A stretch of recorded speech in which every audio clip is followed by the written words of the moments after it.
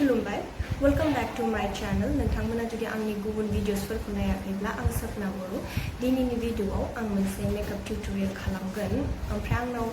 गोबां कमेन्ट्स फैदोंमोन जे आं भिडिअसफोरखौ स्टेप बाय स्टेप खालामनांगौ अब्ला साबसिन जागोन होननानै बेनिखायनो आं दिनै सानदों जे आं जा भिडिअ खालामगोन माने जा मेकअप खालामगोन बेखौ आङो स्टेप बाय स्टेप खालामगोन ओमफ्राय दिनै आं गावनि सायाव खालामा आंनि निजनि सायाव खालामगोन मेकअपखौ बिदिब्ला स्टार्ट खालामसै मेकअप खालामब्लाथाय मोनसे वेट टिश्यू लानाया बहुत इम्परटेन्ट मानोना माबाफोर जुदि नांलायोब्ला उगारना होनो थाखाय मोजां जायो आं जनसन एन्ड जनसननि वेट टिश्यू लादों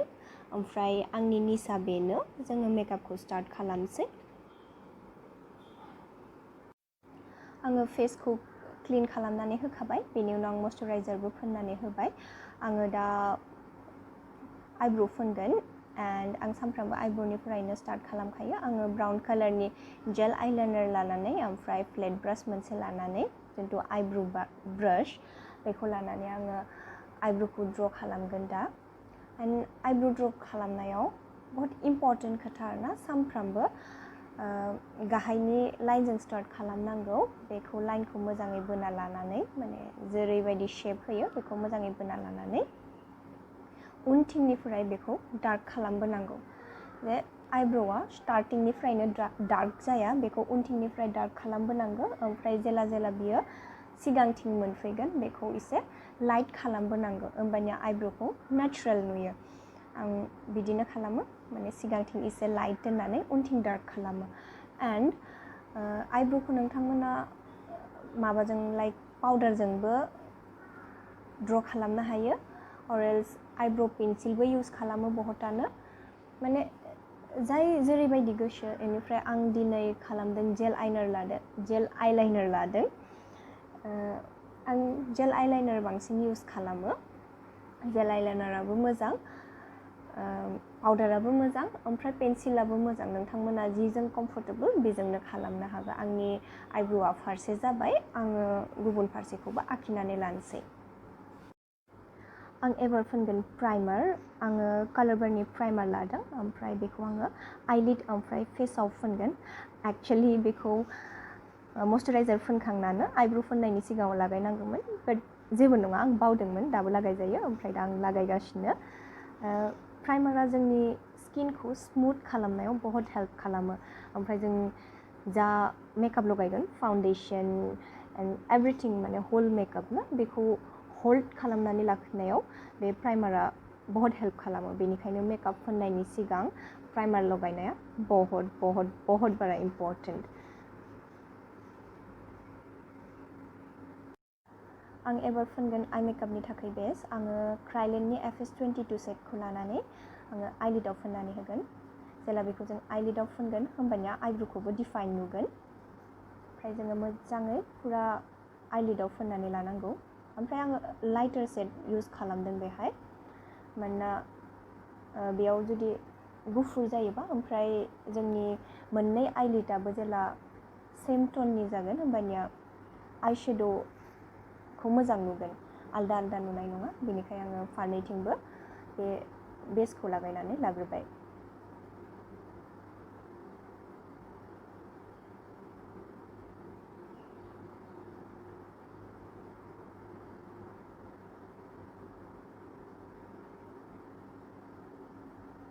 ओमफ्राय बे बेसखौ लागायखांनानै आं जि ब्रासजों लागायखांनानै आं बेनि उनाव बेखौ स्पन्जजों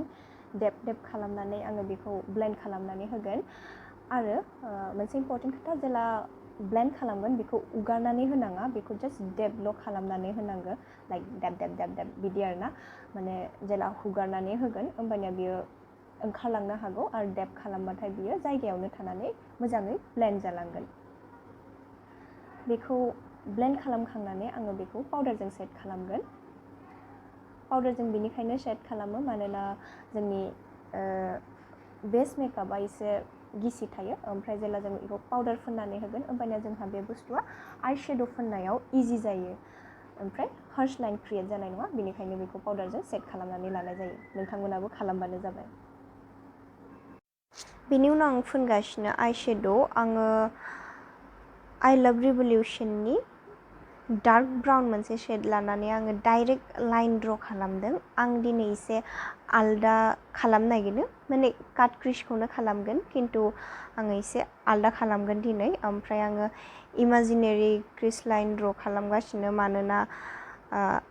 क्रिस लाइन गैया आंनि निसाबो गैया आंहाबो गैया बेनिखायनो आङो डाइरेक्ट क्रिस मोनसे बानायनो थाखाय क्रिस लाइन मोनसे बानायनो थाखाय ट्राइ खालामदों ओमफ्राय जाहाथे बे लाइनखौ हार्श नुवा इनिखाय क्लिन ब्रास मोनसे लानानै आङो बेखौ ब्लेन्ड खालामगासिनो मोजाङै देट बे जायगाखौ जेन क्लिन नुयो डाइरेक्ट लाइन बायदि जेन नुवा बेनिखायनो आं बेखौ क्लिन ब्रास मोनसे लानानै सार्कुलार मोशनाव ब्लेन्ड खालामदों आरो आइ शेड'आव मोजाङै ब्लेन्ड खालामनाया बहुत बारा इम्परटेन्ट मानोना जेला जोङो मोजाङै ब्लेन्ड खालामा जों माने गाज्रि नुयो आरोना बेनिखायनो मोजाङै ब्लेन्ड खालामनांगौ दा आङो क्रिसखौ काट खालामगोन आं क्रायलेननि FS22 सेटखौनो लाफिनदों ओमफ्राय आङो क्रिसखौ काट खालामदों मानोना आं मोनसे काट क्रिस लुक क्रिएट खालामनो नागिरदों बेनिखायनो आङो क्रिसखौ बेसजों काट खालामगासिनो नोंथांमोना फुल काट क्रिस खालामनो हागौ बा हाफ काट क्रिस खालामनो हागौ आं दिनै फुल काट क्रिस खालामगोन आं नर्मेलि हाफ काट क्रिस खालामो ओमफ्राय दिनै आङो फुल काट क्रिस खालामदों बेनिखायनो आङो बेसजों फुल्लि काट खालामदों ओमफ्राय एबार एलेगेल नियन्सनि व्हाइट कालारखौ लानानै आं जेराव क्रिसखौ काट खालामदोंमोन माने जेराव गोदानहै बेस फुनफिनदोंमोन आं बेहाय लागायनानै होगोन मोजाङै आङो ब्राशनि हेल्पजों लागायगासिनो नोंथांमोना फिंगारबो इउज खालामनो हायो जेबो नङा मोजाङैनो जायो फिंगार इउज खालामबा पिगमेन्ट बारासो फैयो आं दिनै ब्राश इउज खालामदों ओमफ्राय बेहाय मोनसे एक्सट्रा केयारफुल जानांगोन जेन बे ब्राउन कालाराव बे गुफुर आइ शेड'आ जेन नांलाया बे नांलाबाथाय बियो मोनसे गाज्रि लुक क्रिएट खालामगोन आं एबार फोनगोन ग्लिटार आंनाव कमप्लिट व्हाइट ग्लिटार गैया नाथाय अफ व्हाइट बायदि मोनसे दङ आं बेखौनो फोनगोन ओमफ्राय ग्लिटार फोननायनि सिगां आं ग्लिटार ग्लु फोननानै लागोन ब्राशआव स' देट ग्लिटारा मोजाङै जायगायाव थायो बेनि थाखाय आङो ग्लिटार ग्लुखौ फोननानै लाग्रोबाय बेनि उनाव मोजांहै बेखौ लासै लासैहै आङो डेप खालामनानै होगोन जाहाथे बे माबाया ग्लिटारा जायगायाव थायो बेनिखाय आङो लासै लासैनो डेप खालाम कमप्लिट आंनि आइलिडाव फार्स्टनिफ्राय लास्टसिम आङो ग्लिटारखौ मोजाङै फोननानै होगोन ओमफ्राय नै आं फोनखांबाय एबार आं फोनगोन आइलाइनार आङो मेबलिननि जेल आइलाइनार लादों ओमफ्राय पेकनि आइलाइनार ब्राश लादों ओमफ्राय आङो दा वाटार लाइनाव आइलाइनारखौ फुनना होनोसै आङो इनार कर्नारनिफ्राय स्टार्ट खालामदों आइलाइनारखौ फुननायाव ओमफ्राय नोंथांमोना विंखौ खालामग्रोनानै आउटार कर्नारनिफ्रायबो बोबोनो हायो आङो इनार कर्नारनिफ्राय बोलांदों ओमफ्राय विंखौ बानायनानै होदों आरो नोंथांमोना गोसोबा फार्स्ट विंखौ बानायनानै बेखौ इनार कर्नारथिंबो बोबोनो हायो ओमफ्राय दा आङो लासै लासैनो मिलायगासिनो बेनि उनाव आङो मेबलिननिनो लिकुइड आइलाइनार लानानै जेराव आङो जेल आइलाइनारजों फोनखांबायमोन बेयाव सायाव फोनना होदों मानोना लिकुइड आइलाइनारनि जिथु कालार बियो डार्कसिन जायो जेल आइलाइनारनिख्रुइ आइलाइनार बुंनायाव बहुत प्रब्लेम जागासिनो फैयाखै मायबा मायबिसो ओंखारलांगासिनो ओमफ्राय आंहा आइ मेकआपआ अलमस्ट जाबाय बेनि उनाव आङो आइलेशेस लागायगोन बेखौ आङो उनाव लागायना होनोसै दा मास्कारा लागायनानै दोनथ'नोसै दायो आङो मास्कारा फुनगासिनो कल'सेलनि आइलेशेस लागायनायनि सिगां मास्काराखौ लागायग्रोनानै लानांगौ दा आं बेनिखायनो मास्कारा फुनगासिनो नाथाय आङो बेस मेकआपखौ खालामखांनानैसो लेसेसखौ लागायगोन आं एबार क्रायलेननि 303 कालार कारेक्टारखौ लानानै गन्थङाव फुनगासिनो मानोना बेहा गन्थङाव ब्लेक हेड्स दङ जाहाथे कालार टना इभेन जायो बेनि थाखाय आङो गन्थङाव बे कालार कारेक्टर अरेन्ज कालारनि बेखौ फोननानै लादों। बेनि उनाव आङो जेराव जेराव स्किननि टना आनइभेन बेहाय फोननानै लादों आरो जुदि पिम्पल्स दङबा बेयावबो फोनजायो माने बे बुस्थुआ टनखौ इभेन खालामो। बेनि उनाव आङो बेनाव फाउन्डेसन फोननोसै। आङो क्रायलेननि 20 नाम्बार फाउन्डेसनखौ बेनाव फोनदों मानोना बे फाउन्डेसना बेजों मेट्च जायो। ओमफ्राय फाउन्डेसन मेट्चिंआ बहुत इम्परटेन्ट मानोना मालाबा जोंहा बिदि जायो जों मानसिया बांद्राय गुफुर नङा नाथाय जों फाउन्डेसनखौ बहुत बांद्राय लाइट इउज खालामो होमबानियाबो जोंखौ गाज्रि नुयो मानोना जोंनि आखाइ आथिंफोराव जोङो फाउन्डेसनखौ लागायनो हाया होमबानिया माने स्किन टना मेट्च जानाय नङा मोखाङाल' गुफुर जागोन ओमफ्राय आथिंफोरा गोसोम जाबा अबभियासलि गाज्रि नुगोन। बेनिखायनो जोङो जिहेतु जोंनि फाउन्डेसन बेखौ कारेक्ट फाउन्डेसनखौ चुज खालामनाया बहुत इम्परटेन्ट। बेनि उनाव आङो गोदोनायावबो फोननानै लादों ओमफ्राय गोदोनायाव फोननानै दा स्पन्जजों आङो मोजाङै ब्लेन्ड खालामगासिनो गासैखौबो। ब्लेन्डिंआवबो दहाय होननाय बायदिहाय माने उगारनानै होनाङा माने दाब दाब दाब खालामनानै होनांगौ स' देट फाउन्डेसना जायगायावनो थानानै मोजाङै ब्लेन्ड जायो। नङाबा जुदि उगारनाय बायदि खालामोबा जायगायाव थानाय नङा फाउन्डेसना फार्स्ट खोथा आरो सेकेन्ड खोथा मोजाङै ब्लेन्ड जानाय नङा। बेनिखायनो जोङो ब्लेन्ड खालामबाथाय देब देब खालामनानै ब्लेन्ड खालामनांगौ। ओमफ्राय जोङो स्पन्जनि जायगायाव जोङो ब्रास इउज खालामनो हागौ ओमफ्राय जोङो मालाबा आसिजोंबो इउज खालामनानै जोङो फाउन्डेसनखौ फोननो हायो आसिखौ इउज खालामनानै। ओमफ्राय आं सान्दों आं नेक्स्ट टिउटरियेल मालाबा आरो माला हगारगोन मिन्थिया नेक्स्ट टिउटरियेलाव आं सान्दों आङो आंनि फिंगार्सजोंनो आङो आंनि फाउन्डेसनखौ ब्लेन्ड खालामनानै देखायगोन। ओमफ्राय बाट दिनै आं स्पन्ज इउज खालामदों आरो आं ब्रास एसेबां इउज खालामा बाट ब्रासजोंबो मोजाङानो जाय जेरैबायदि कम्फर्टेबल मोनो बेबायदिहाय इउज खालामजायो। ओमफ्राय दिनै आं स्पन्ज इउज खालामदों दा ब्लेन्डिं खालामगासिनो ओमफ्राय ब्लेन्डिं खालामनाया जासिगोन। आंहा ब्लेन्डिं खालामनायनि उनाव आंनि फेसनि बेसआ जासिगोन। बेनि उनाव दङ कन्टुर पार्ट, बेनि उनाव हाइलाइटिं, बेनि उनाव ब्लाश ब्रन्जार आरो बहुत केटा स्टेप्स दङ। दा आङो मोखांनि फाउन्डेसन फोननाया जाबाय। आं दायो खालामगासिनो कन्टुरिंआ गासैनिबो फेसआव आलदा आलदा जायो। बियो मोखांनि शेपजों दिपेन्ड खालामो जे कन्टुर मायदि खालामगोन। कन्टुरिंखौ खालामनाय जायो मालाबा चिक्सफोरखौ फिसा खालामनो थाखाय मालाबा चिक्स बनफोरखौ देखायनो थाखाय बिदि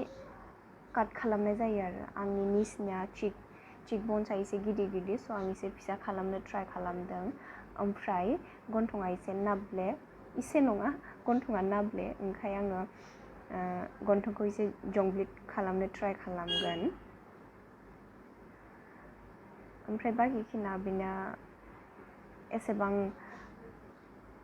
कन्ट्रल खालामाबाबो जागोन। खायफानिखौ चिनखौबो खालामनो गोनां जायो मानोना खायफानिया चिनफोरा गिदिर थायो बेना चिना फिसा एसे ओंखाय एसेबां खालामाबाबो जागोन। दा आङो बे अबाव खालामनाया माने फार्स्टआव आं फोननानै लाग्रोबाय दा आङो बेखौ ब्लेन्ड खालामगासिनो आरो खाफालनि जिहेतु ब्लेन्ड बेखौ जोङो उनथिंहाय ब्लेन्ड खालामलांनांगौ माने उनथिंहाय स्प्रेड खालामलांनांगौ आरो ब्लेन्डिंखौ बेखौ सिगांथिं लाबोनाङा। ओमफ्राय जिथु चिक बनाव थायो जों बेखौ गोजौथिं खालामना होनांगौ। ओमफ्राय आं दा ब्लेन्ड खालामगासिनो बिदिनो चिक बननिखौ गोजौथिं खाफालनिखौ उनथिं ओमफ्राय गन्थंनिखौ जायगायावनो बिदि आङो मोजाङै ब्लेन्ड खालामगासिनो। ब्लेन्डिंखौ हले बिराद मोजाङै खालामनांगोन नङाबा हल मेकआपखौनो माने गाज्रि नुगोन। ब्लेन्डिं जुदि मोजां खालामनो रोङाब्ला माने गासैखौबो मेश जालांगोन आरोना जिखिना मेकआप खालामनाय जागोन बेखौ गासैखौबो गाज्रि नुगोन। स' मोजाङै ब्लेन्ड खालामथारनांगोन। आंहा जाबाय ब्लेन्डिं। आं एबार लेकमिनि कम्पेक्ट पाउडार लानानै आङो पुरा बेसखौ सेट खालामगोन पाउडारजों।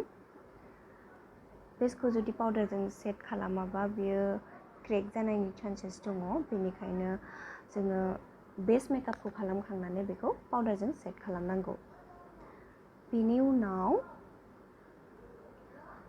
आङो कालार बारनि ब्रन्जार लानानै आङो जि जायगाखौ आङो काट खालामदोंमोन बा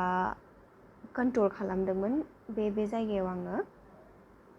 आरो खनसे ब्रन्जारजों बेखौ एसे हाइलाइट खालामनानै होगासिनो।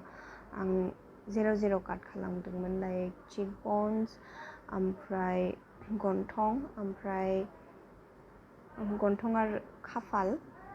बेफोराव आरो खनसे ब्रन्जिं खालामनांगौ, ब्रन्जार लागायनानै होनांगौ। स' देट माने मेकआपखौ फोनखांनानै जेला जों पाउडारखौ सेट खालामो होमबानिया जोंनि फेसआ आरो खनसे एसे फ्लेट जानानै फैयो। बेयाव जोङो आगोलाव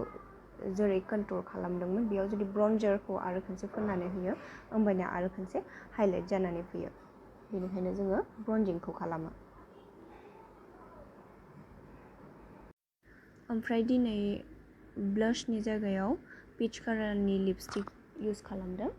ओमफ्राय बेखौ जेरैबायदि ब्लाश फुनो बेबायदिनो फुननानै होदों। बेनि उनाव लास्ट स्टेपआनो जाहैबाय हाइलाइटिं।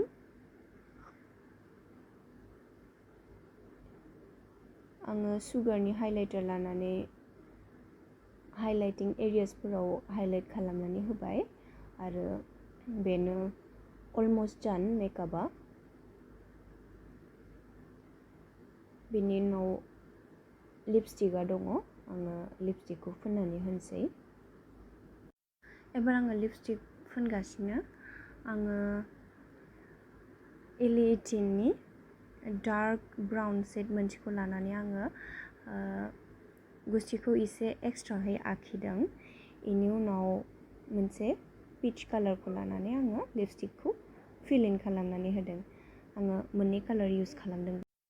दिनैनि लुकआ कमप्लिट जाबाय। नोंथांमोना जुदि बे लुकखौ नायनानै मोजां मोनबायब्ला please do like, share, comment and subscribe to my channel. आरो माब्रै नुखो बेखौ कमेन्ट सेक्सनाव मेनसन खालामनो दाबाव। Thank U.